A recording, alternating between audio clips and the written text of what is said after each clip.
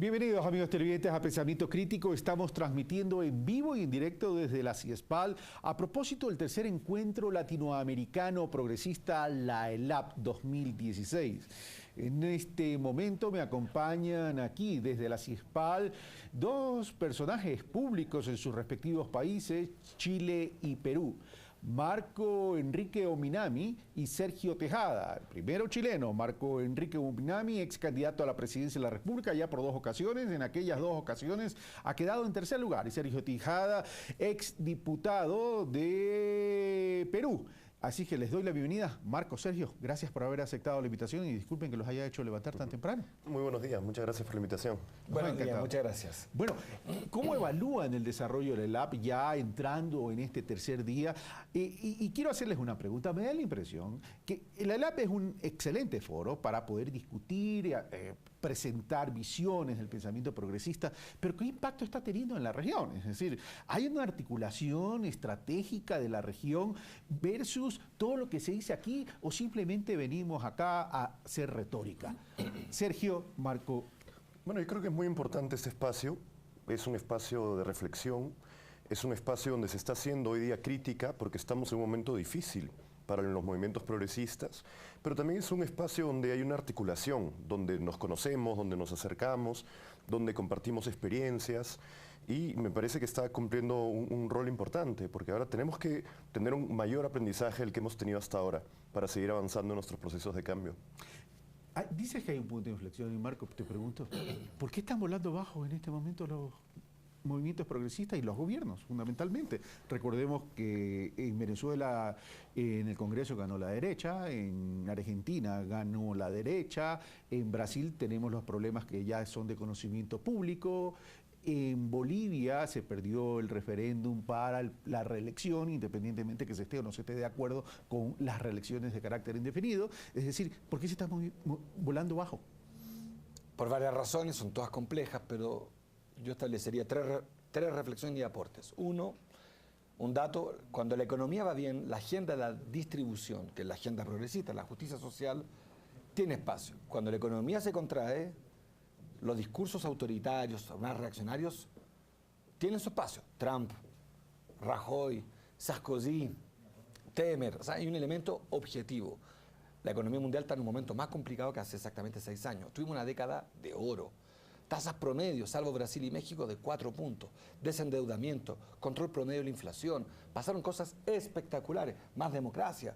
Aumentaron la libertad. Esa es una primera cosa. Se cerró un ciclo. Segundo, efectivamente, la derecha, que ha perdido elecciones sistemáticamente, en mi caso y a mi juicio, está haciendo un uso desesperado de las instituciones. Ya sea los medios de comunicación, son los dueños.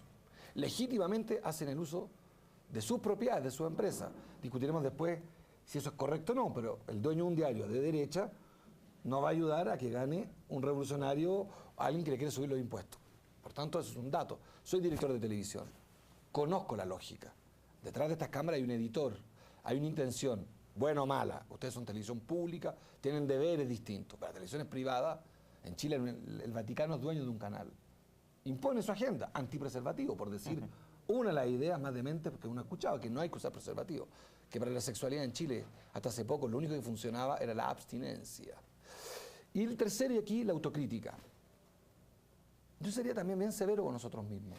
La autocrítica ha sido ausente. Yo sí, en eso quiero pero decir. el tema de los movimientos progresistas que han llegado a ser gobierno han tenido errores que se han convertido en común denominador en la región, y uno de esos tiene que ver la comunicación. Han sido demasiado publicitarios, demasiado panfletarios, pero no han construido sujetos políticos.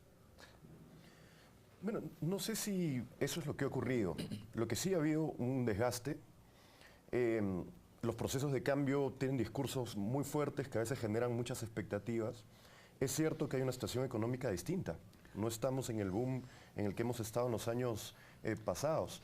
Y se siente una correlación de fuerzas que parece estar cambiando.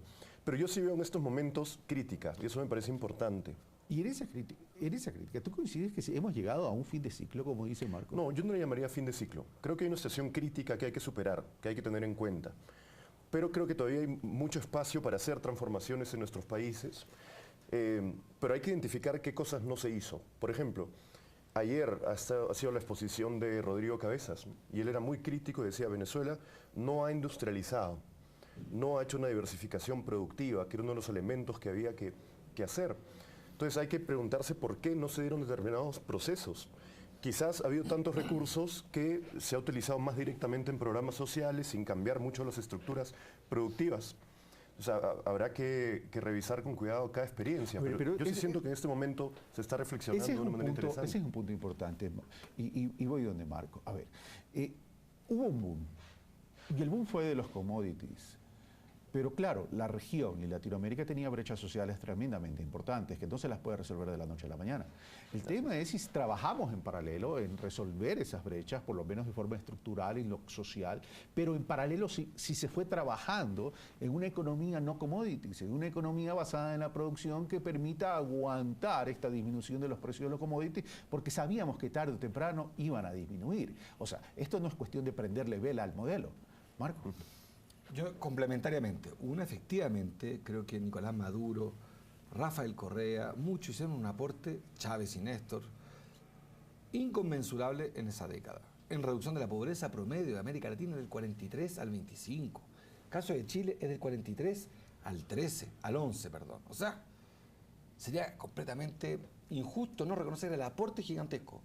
¿Cuáles son mis dos autocríticas? Que yo creo que tenemos que debatir. Una es la que ustedes han dicho, la matriz productiva, la esclavitud de la soya, de la carne paraguaya, de la carne uruguaya, del gas boliviano, del cobre chileno, de acuerdo.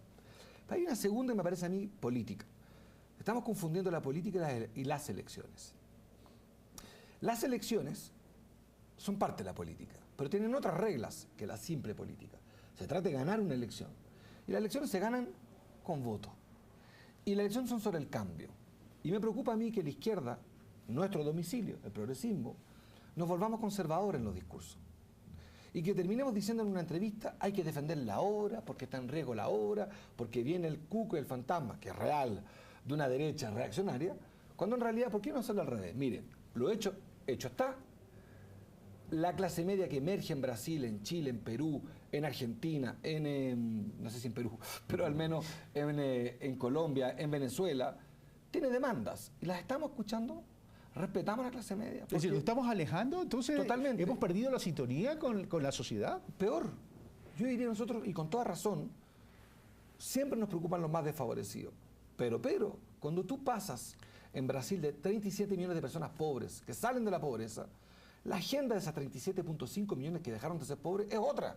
Y el léxico es otro, ya no es subsidio, es lo que hay aquí en esta sala. Pasar a una siguiente instancia, a un siguiente acceso al estado. dinero, tipo de cambio del dólar, Okay. Emprendimiento. Entonces, no nos preparamos para la movilización, nos preparamos solo para la inclusión, pero no para la movilización. Es una buena manera de decirlo. Ok, entonces eso significa que la visión progresista no fue articulando una estrategia en todos sus estadios. Ahora, hay otro tema. Se habla de que en algunos casos hay organizaciones sociales, en otros casos no hay organizaciones sociales, pero me da la impresión que donde se asentaron los gobiernos progresistas se trabajó mucho en lo que dice Marco, que es la salida de la pobreza, la inclusión económica. Nos falta lo siguiente, la movilidad social. Eso. Pero voy a lo siguiente. Se está trabajando en desarrollo comunitario. Se está trabajando en los desarrollos locales y territoriales, donde estaría la base de la descongestión política, donde estaría la base del desarrollo social y donde la política tendría sentido de pertenencia para esos sujetos. Bueno, hay procesos muy distintos, ¿no? Yo creo que en Brasil sí hubo un trabajo comunitario muy fuerte, en Venezuela, en Bolivia, ¿no? Yo creo que aquí también, pero hay procesos diferentes. En el caso peruano, por ejemplo, no tuvimos un gobierno progresista, tuvimos un gobierno que ganó con el voto del pueblo, que ganó con ese voto que busca cambios profundos, pero lamentablemente el gobierno de Ollantumala rápidamente viró el programa y no hubo un trabajo con las organizaciones, no hubo un trabajo a nivel comunitario, no hubo un trabajo con los trabajadores, en fin, entonces por eso fue un proceso que rápidamente quedó trunco. Un proceso que quedó trunco, pero que ratifica parte de ese proceso la final de las elecciones peruanas con dos personas candidatos de derecha. De derecha, ¿no es cierto? Hemos sido, digamos, castigados por no haber impulsado ese proceso de cambio, pero además por no habernos unido como izquierda, como sector progresista, porque hemos tenido algunas divisiones. Había un liderazgo importante que fue el liderazgo de Verónica Mendoza, pero que no llegó a articular a todas las fuerzas. Y ahorita estamos en el reto de poder articular a todas las fuerzas. Para articular todas las fuerzas, Sergio y Marco, necesitas gente. No solo necesitas ideas, no solo necesitas visión, necesitas gente comprometida, involucrada, empoderada. Sí, porque este es un trabajo directo con la gente, dices, a ver, se ha sacado gente de la pobreza, pero depende cómo lo midas y depende de desde qué óptica lo midas. Porque si la pobreza la mides básicamente en términos de ingreso y en términos de consumo, es una óptica. Pero ¿qué pasa? Que cuando bajan los niveles de ingreso, ¿verdad? En los países se revierte pues ese tema. Así es. Y entonces la gente vuelve a ser pobre. Distinto es si lo sacas de la pobreza estructural. Totalmente de acuerdo con las premisas de tus preguntas y lo que ha dicho él. Un paréntesis, estoy muy contento de estar con un político peruano aquí junto porque por nuestras diplomacias. O sea, estamos en el intercambio de flores ahorita. Es que es muy importante, no, porque el público ecuatoriano lo sabe, pero porque ha tenido dificultades con Perú también. Chile ha tenido dificultades con Perú y Perú con Chile, entonces qué importante que podamos estar juntos y hablar sin ningún odio. Con los hermanos. Sí, sin ninguna herencia de guerras anticuadas y que hoy día nos une al futuro. Digo, simplemente interesante estar con ustedes dos hablando de lo que viene. Hay una reflexión adicional. Yo creo que la clase media, y en eso lo conversábamos con Pepe Mujica, aquí en Ecuador y con el presidente Correa, hay que estudiar y hay que comprenderla también. Definitivamente. Bueno, y yo no sé si le estamos hablando, ni siquiera la estamos estudiando. Cuando, en el caso de Chile, pasamos de 190.000 estudiantes el año 90 a 1.100.000 estudiantes de educación superior el año 2016. Todos esos jóvenes odontólogos, ingenieros en mina, si tú le dices, mira, te garantizamos subsidio, el tipo te dice, no, lo que yo pido es oportunidad, es un crédito bancario justo. Es acceso a. Acceso. Bueno, pero eso no hay que despreciarlo. Y tengo la impresión que desde la izquierda hay una cierta incomodidad con ese debate. Porque lo que importa son siempre, y es cierto, porque todavía en América Latina hay mucha pobreza. México tiene 40 millones de pobres, con lo cual no estamos inventando que hay pobreza, hay mucha pobreza. Y en Chile hay 30.000 personas en campamentos. O sea, problemas tenemos, pero el progresismo va a seguir perdiendo elecciones, se lo pronostico. Si no nos ponemos de acuerdo en la agenda de cambio, el tema es hablar de cambio. Y defender la obra nos vuelve conservadores. Déjeme darle un ejemplo. Chávez y Néstor hacen algo inédito en la historia del continente. Empujan la integración entre Estado y Estado. Entre otros, el canciller era Nicolás Maduro, al que no se le reconoce mucho, pero fue el hombre que empujó la integración a nombre de Chávez, pero fue Maduro, que empuja la integración. Y se crea entonces foro multilateral, la CELAC, el ALCA, el ALBA, UNASUR. Y en paralelo se crea desde el punto de vista de la solidaridad internacional. El presidente de Brasil le perdona una parte de la deuda a Paraguay, se producen colaboraciones estratégicas en materia energética, pasan cosas inéditas. Pero eso fue entre estados. Yo creo que el paso 2.0 es pensar entre privados.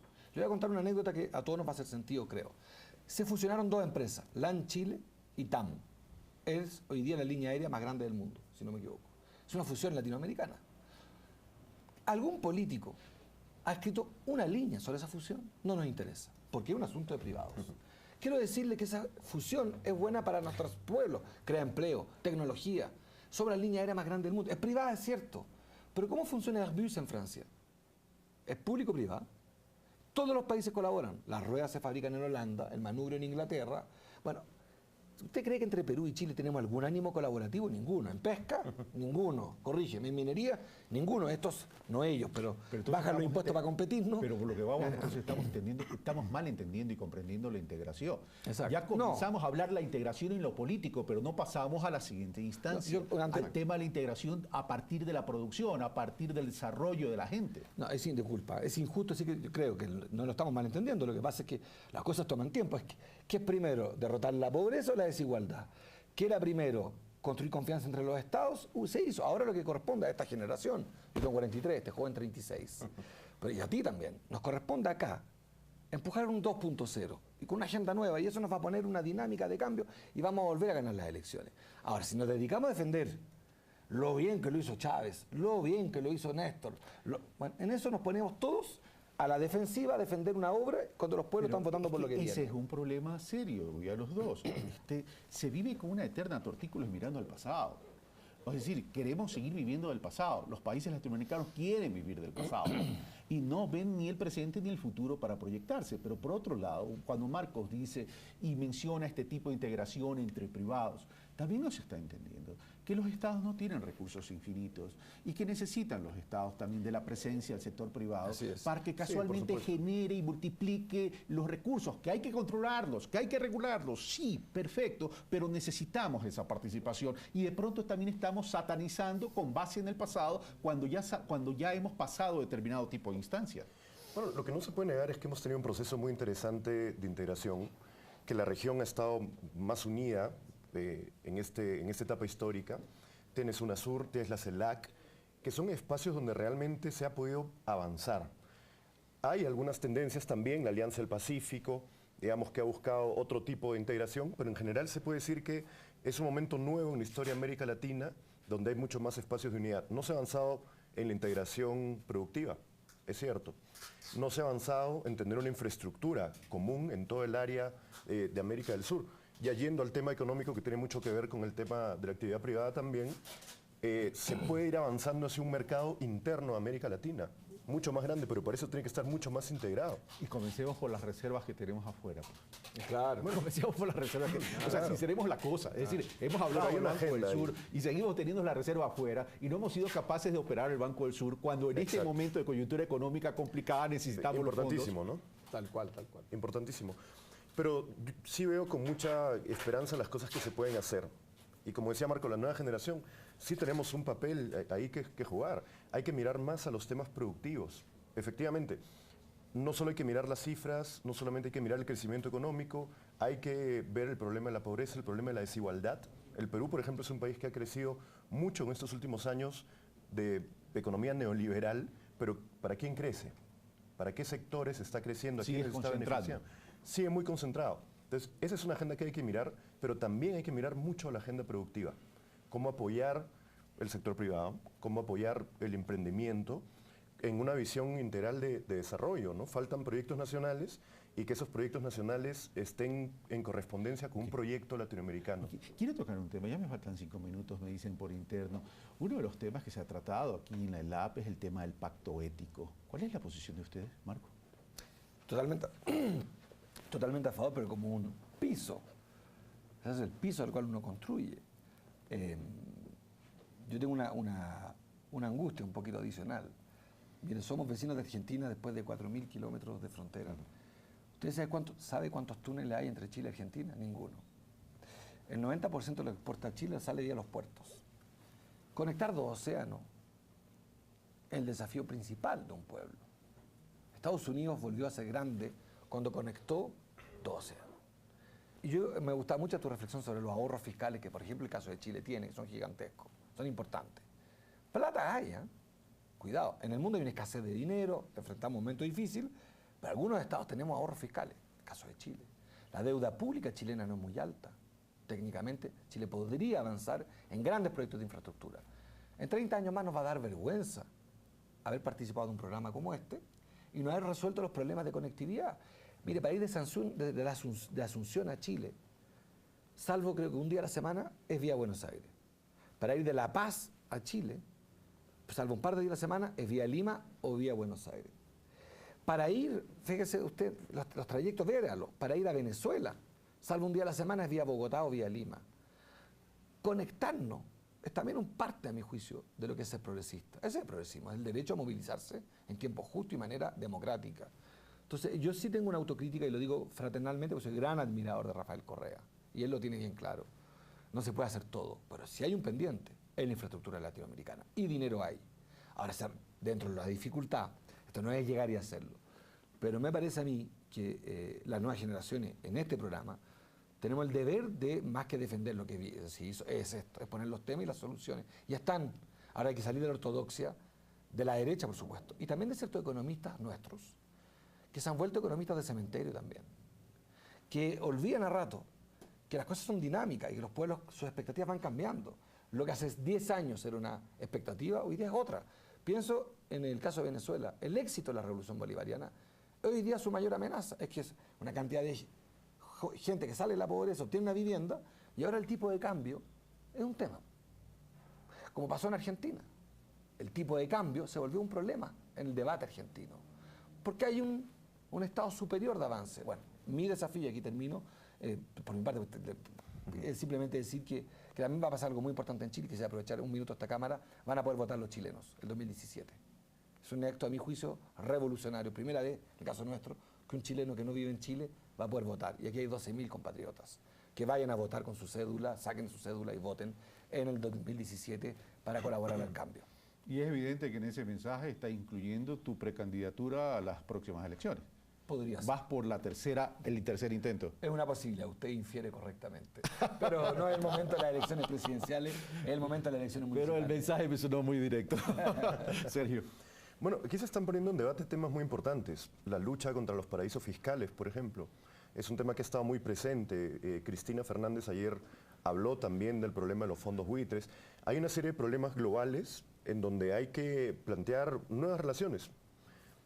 Tenemos que poner un alto ya a esos empresarios que tenemos en América Latina, en nuestros países, que no tributan, que llevan su plata afuera, además con una serie de vinculaciones con actos de corrupción, con lavado de dinero, etc. Entonces, por ahí es muy importante abordar ese problema. Y hay otros elementos del pacto ético que tienen que ver con la convivencia entre nuestros países que también son sumamente importantes, ¿no? Creo que aquí están poniendo varios temas en debate. Y hay que continuarlo en nuestros países, hay que continuarlo en nuestros espacios.